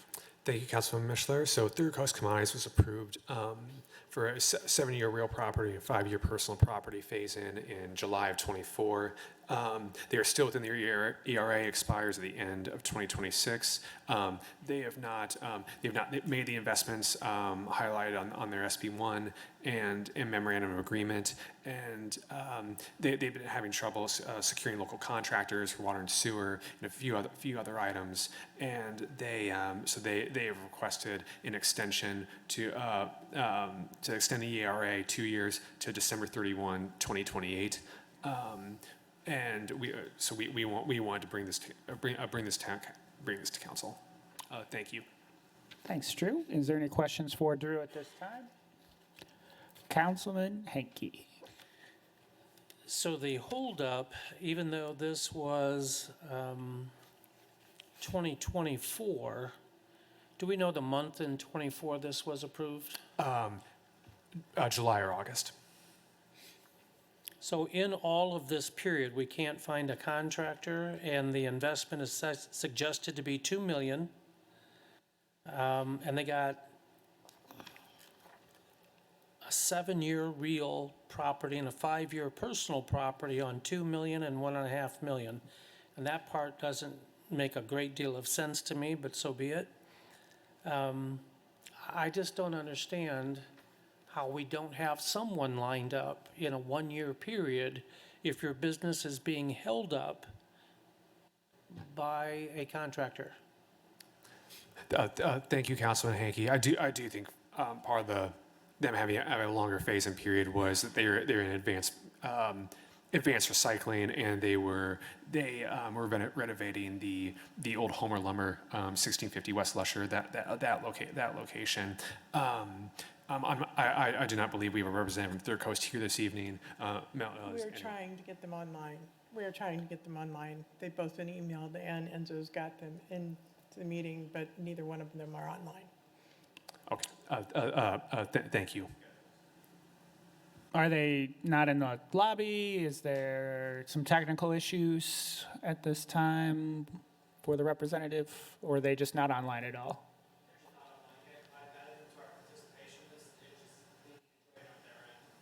Okay. And I did send them an email asking them to join just from a few minutes ago. All right. So Let's, In the effort- motion to table. yes, there's a motion to table. Is there a second? Second. All right. Motion and a second to table. All those in favor signify by aye. Aye. Aye. Motion is tabled until the end of the meeting. Thank you.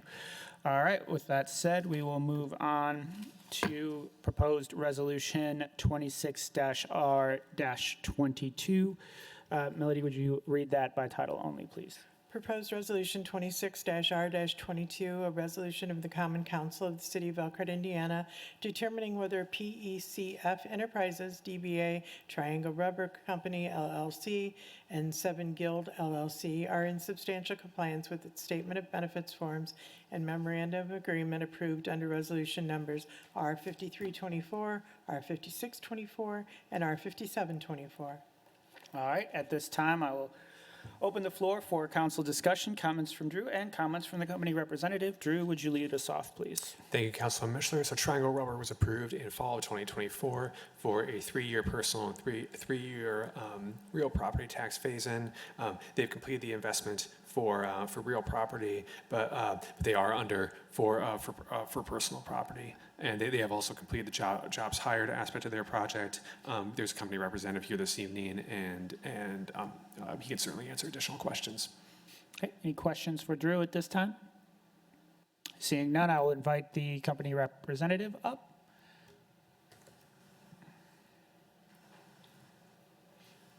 Good evening, Kevin Gerwels, President, Triangle Rubber and Plastics. I would like to change our name to something that starts with an A. Any questions for me, guys? Any questions for the representative at this time? Councilman Henke. Just for the record, you do have 2 million estimated, 1.547, 548 on your personal property. You still have through the end of the year by which to make that investment. Do you anticipate meeting that goal? We do. We're at about 1.8 million as we stand here today, and don't see any reason why we won't be able to make Very that good. investment by the end of the year. Excellent. Thank you. Thank you. Any other questions at this time? Mr. Chairman, I make a motion that we do accept Triangle Rubber, Resolution 26R22, in substantial compliance with personal property as well as real property and job estimation. There's a motion. Is there a second? Second. Motion and a second. All those in favor signify by saying aye. Aye. Aye. Motion is carried. Thank you very much, sir. Thank you. All right, Melody, would you please read proposed resolution 26-R-23 by title only? Proposed Resolution 26-R-33, or 23, can't read. A resolution of the Common Council of the City of Elkhart, Indiana, determining whether Acropac Incorporated, DBA Voyant Beauty, and MVYT LLC are in substantial compliance with its Statement of Benefits, Personal Property Form CF 25-1 PP and the memorandum of agreement approved under resolution numbers R6124, R6224, and R6324. Thank you. At this time, I will open the floor for council discussion, comments from Drew, and comments from the company representative. Drew, if you would so kindly. Thank you, Councilman Mishler. So Voyant Beauty was approved in fall of 2024 for a 5-year personal property tax phase-in. They have exceeded the investment for personal property, but they are under for new jobs hired. And we have company representatives here this evening that can answer additional questions. Thank you. Is there any questions for Drew at this time? Seeing none, I'll invite the company representatives up.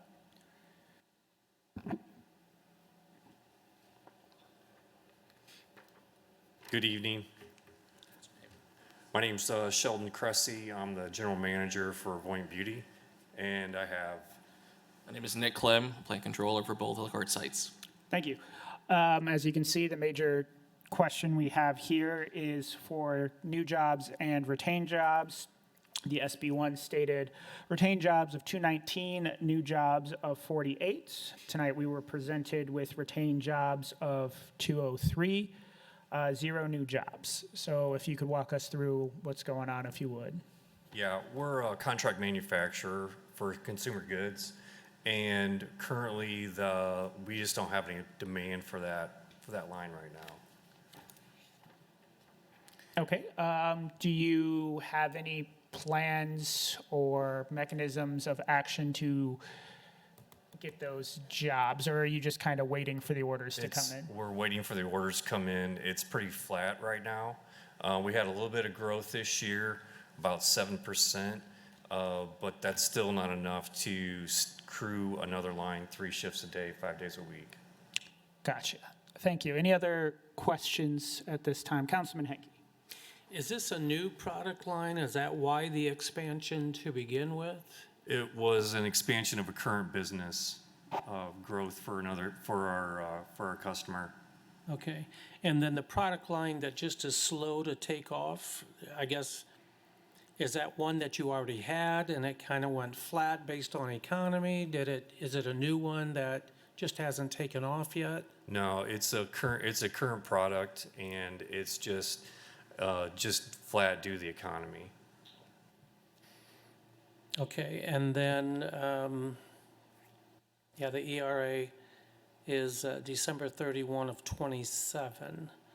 So I guess we're relying on your expertise as far as your trend and what it would look like, estimation over the next year reporting period.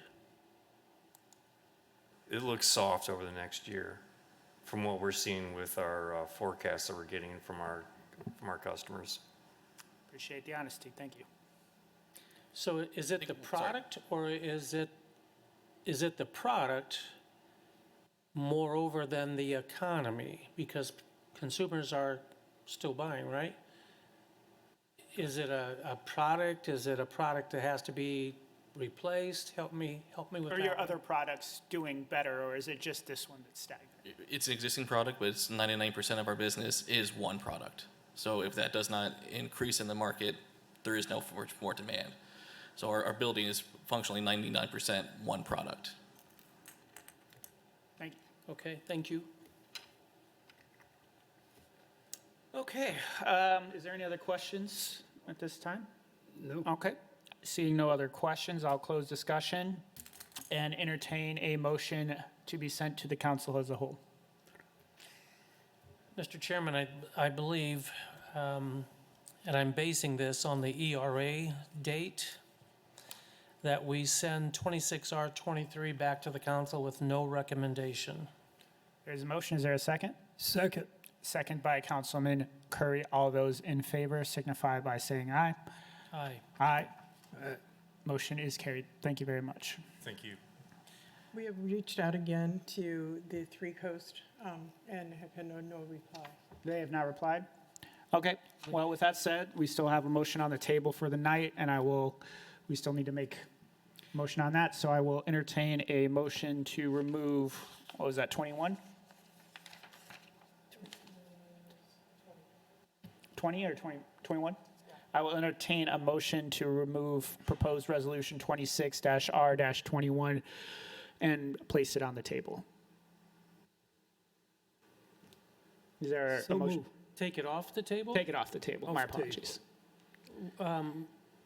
Well, there's a motion. When you get to discussion on the motion, Is there a discussion on the motion? yeah, my question is, why would we not just leave it tabled until someone complies with the questions? Previously, when we have had non-compliant companies not show up, we still made a recommendation based off information provided to us by staff, and then gave that company the opportunity to come in front of council.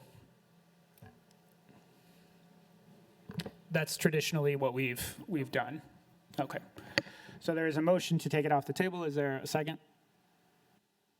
I'll make that second it. All those in favor signify by saying aye. Aye. All right, motion is off the table. At this time, I will open the floor for council discussion. On record, I oppose that. Okay, thank you. Comments from Drew and comments from the company representative. Drew, if you would, real quick, refresh us on. Thank you, Councilman Mishler. So Third Coast Commodities, a 7-year real, 5-year personal property phase-in. They are requesting an ERA extension. Their ERA ends at the end of 2026. I just want to be very clear that they have not been assessed yet. They do not need.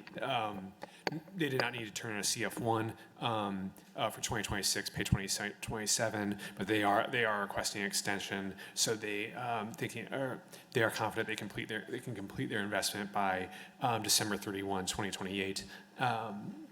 And so staff is presenting that the extension to council. Like I said, there's no additional compliance resolution. Gotcha. Just the extension. And this is the only one we have tonight that is just a straight extension, correct? Yes, sir.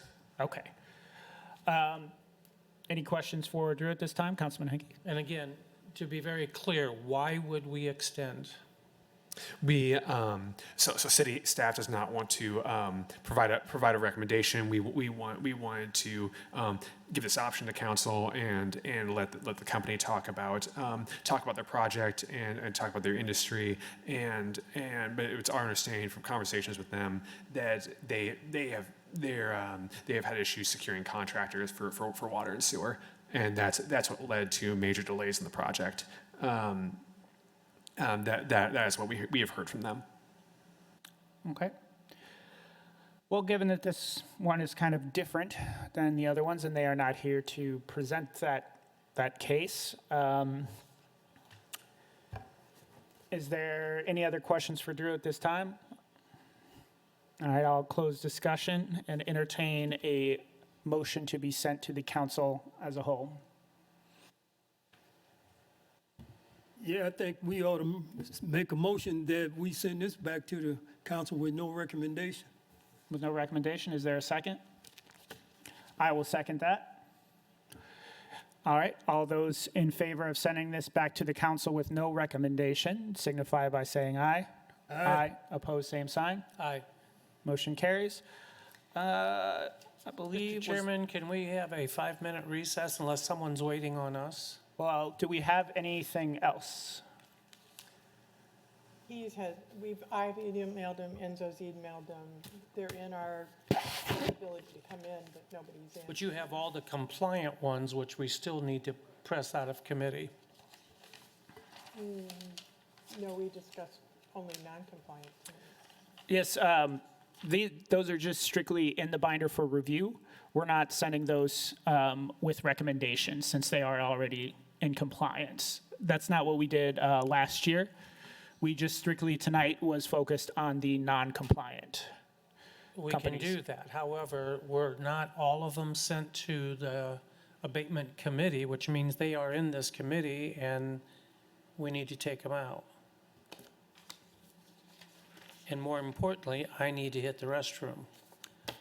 Very well, I'll entertain, let's do a 5-minute recess. Thank you.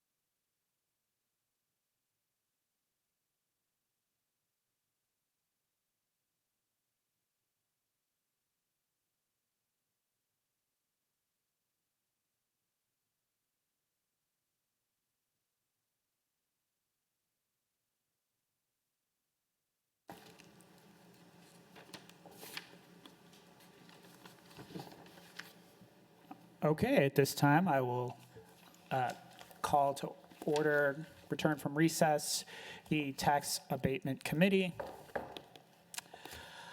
Melody, would you please read proposed resolution 24, or 26-R-24 by title only, please? Proposed Resolution 26-R-24, a resolution of the Common Council of the City of Elkhart, Indiana, determining whether Alliance RV LLC, Three Creek LLC are in substantial compliance with its Statement of Benefits forms, memorandum of agreement approved under Resolution numbers R0821, R1321, R1421. Okay, at this time, I will open the floor for any council discussion, comments from Drew, and comments from the company representative. They're compliant, so the representative was not required to be here. Councilman Henke, you have a question.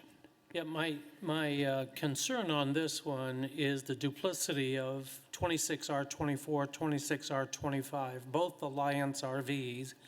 And are they the same address?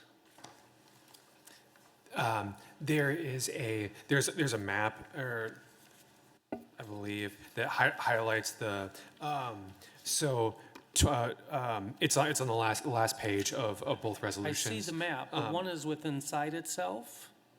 So 2019 project is a building on that specific parcel, the 039 parcel, or the 039 parcel, and then there were additional buildings that are part of the 2021 project that are on that parcel and the two additional parcels. And the assessor's offices will go out. They will very specifically assess the improvements specific to each project. Because as I look at the map, the blue also encompasses the yellow, so it makes Correct. it look as though, and it should actually not include, that is its own abatement, and you can't abate an already abated property, right? There are additional improvements on that 05039 parcel, on the yellow highlighted parcel that there's an additional building that's there that's part of the 2021 project, and that's being assessed specifically as part of that project, and the assessor's offices are trained to evaluate that and communicate that to the auditor's office when the deductions are put on the tax bill. I believe we've had this conversation before in the past when we've looked over Alliance RV. They are separate parcels. The map maybe should have been shaded in a little differently, but that's just the map. They are assessed as different parcels, and that is what the county, state, everyone cares about is the actual parcel ID, correct? That is It needs correct. an ID number like that, but it makes it sound as though they are adding more machinery and building to an already abated area. Making a second investment of a similar location. I believe it's a similar location, but because it's on a different parcel, it's allowed because of that. Am I correct in that, or? I think I believe there is no parcel overlap here, but because it's specific equipment with a specific ID and a new building that has been highlighted to the county assessor's office, that eliminates some of the confusion. We've had conversations with them about this, and that the major overlap is not an issue. Well, I can say that it's a non-issue. It just makes a bookkeeping nightmare, because what I'm understanding is the 2021 abatement also covers additional machinery that is in the same building as the 2019, which is permissible, but harder to track the validity of an overall $15, $25, $27 million. Well, when they submit their compliance forms for personal property, there's the Form 103 ERA that highlights all the equipment that's part of each project, and has the depreciation schedules and just all that, the equipment pools and all that information. We certainly don't analyze that, but the county assessors do, and that's where it would show the difference between the two projects. So you're saying that they do go out and they match serial numbers or machinery identification to the CF1? All that is information about the business personal property is certainly listed on the Form 103 ERA and other everything they're requesting an abatement form for is on the Form 103 ERA. But we have not been out as a city where this begins. We have not been out to validate. We not to that level of detail. Those are assessment forms that we are not trained to read. We'll have site visits where we'll go and see the equipment and the real property improvements that are part of the project, but not to the level that you just described, Councilman Hanke. We would not go to that extent. We consider that a role of the county assessor's office to verify those items. Okay, thank you, Drew. Thank you. Thanks, Drew. Any other questions at this time? Seeing none, I will close discussion and entertain a motion. Make a motion that we find Resolution 26R24, Alliance RV, in substantial compliance. There's a motion. Is there a second? Pass recommendation. Second. There's a motion and a second. All those in favor signify by saying aye. Aye. Aye. Motion is carried.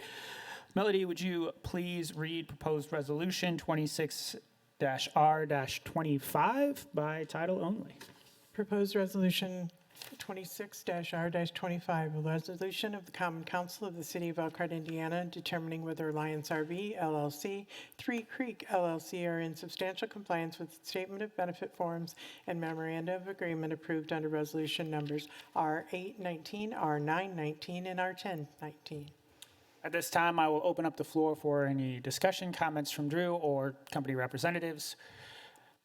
Any comments, questions at this time? Seeing none, I will close the discussion and entertain a motion. Mr. Chairman, I would make the motion that we find Alliance RV Resolution 26R25 in substantial compliance and make them back to the council with a due pass recommendation. There's a motion. Is there a second? There is a second. All those in favor signify by saying aye. Aye. Aye. Aye. Motion is carried. Melody, would you please read proposed resolution 26-R-26 by title only? Proposed resolution 26-R-26, a resolution of the Common Council of the City of Elkhart, Indiana, determining whether Alpha Systems LLC, DVS LLC are in substantial compliance with its Statement of Benefit forms, Memoranda of Agreement approved under resolution numbers R4320, R4420, R4520. All right, I will open up the floor for any discussion or comments from Drew. Any questions? Councilman Hanke. Drew, you want to cover the final paragraph? Starts during the 25 CF1 compliance process, Alpha was found in compliance, but there was an address mix-up. So there, a few years ago, I believe in fall of 2023, following CF1 compliance, we were informed by the Elkhart County Auditor's Office that the parcel that was highlighted in the memorandum of agreement was not actually where it was a vacant parcel and not actually where any building improvements had taken place. What happened was there were some inconsistent details in the company's application, SB1, and the city's memorandum of agreement, and so we had and we realized the project had been built, and it was just the incorrect parcel was highlighted throughout those forms. Details were consistently inconsistent, and so we had a waiver of noncompliance to correct that. And this was fall of 2023, and so Alpha is receiving the benefits they would have received in the previous years going forward. Next year they will be the final year, and this year they're receiving what they would have received in 22, pay 23. So there were no other mitigating issues that we need to cover with that one? No, this, thank you. Thank you. Okay, any other questions for Drew at this time? Seeing none, I will close discussion and entertain a motion. Mr. Chairman, I make a motion that we find Alpha Systems, Resolution 26R26, in substantial compliance with the due pass recommendation. Second. There's a motion and a second. All those in favor signify by saying aye. Aye. Aye. Aye. All right. Melody, would you please read proposed resolution 26-R-27 by title only? Proposed Resolution 26-R-27, a resolution of the Common Council of the City of Elkhart, Indiana, determining whether EOZ Business LLC is in substantial compliance with its Statement of Benefits, Real Property, CF-1 Form CF-1RP, and the Memorandum of Agreement approved under Resolution Numbers R3820, R3920, R4020. At this time, I'll open for council discussion or any comments from Drew. Any questions? Seeing none, I will close discussion and entertain a motion. Okay, I'd like to entertain a motion that we pass proposed ordinance 26-R-27 EOZ, that they are in substantial compliance, and pass it back to the full council with a due pass recommendation. Second. Motion and a second. All those in favor signify by saying aye. Aye. Aye.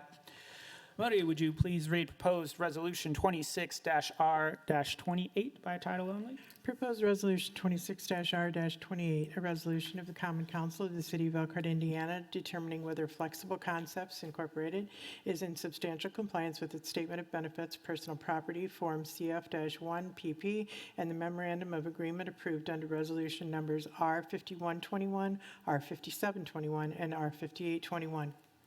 At this time, I will open for council discussion and any comments from Drew. Any questions? Seeing none, I will close discussion and entertain a motion. Mr. Chairman, I'd like to make a motion that we pass proposed resolution 26R-28, that Flexible Concepts is in substantial compliance, and pass it back to the full council with a due pass recommendation. Second. There's a motion and a second. All those in favor signify by saying aye. Aye. Motion is carried. Melody, would you please read proposed resolution 26-R-29 by title only? Proposed Resolution 26R-29, a resolution of the Common Council of the City of Elkhart, Indiana, determining whether Hull Lift Truck Incorporated is in substantial compliance with its Statement of Benefits forms and Memorandum of Agreement approved under Elkhart County Resolution Numbers CC-2021-13 and CC-2021-16. All right, I will open for discussion or any comments from Drew. Any questions? Seeing none, I will close the discussion and entertain a motion. Okay, Mr. Chairman, I'd like to propose that proposed resolution 26-R-29, Hall Lift Truck, is in substantial compliance, and pass that recommendation back to the full council with a due pass recommendation. Second. There's a motion and a second. All those in favor signify by saying aye. Aye. Aye. Motion carries. Melody, would you please read proposed resolution 26-R-30 by title only? Proposed Resolution 26-R-30, a resolution of the Common Council of the City of Elkhart, Indiana, determining whether Marzon International LLC is in substantial compliance with its Statement of Benefit forms and Memoranda of Agreement approved under Resolution Numbers R0422, R0622, and R0722. All right, I will open for council discussion and any comments from Drew. Any questions? Seeing none, I will close council discussion and entertain a motion. Mr. Chairman, I make a recommendation, we find Marson International, Resolution 26R30 in substantial compliance, and pass back to the council with a due pass recommendation. There's a motion. Is there a second? Second. Motion and a second. All those in favor signify by saying aye. Aye. Aye. Melody, would you please read proposed resolution 26-R-31 by title only?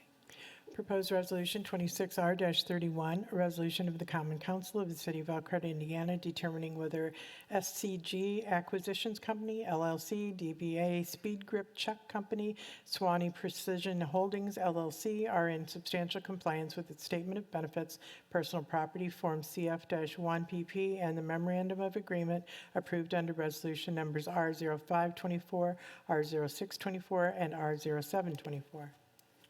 At this time, I'll open the floor for any discussion from council or any comments from Drew.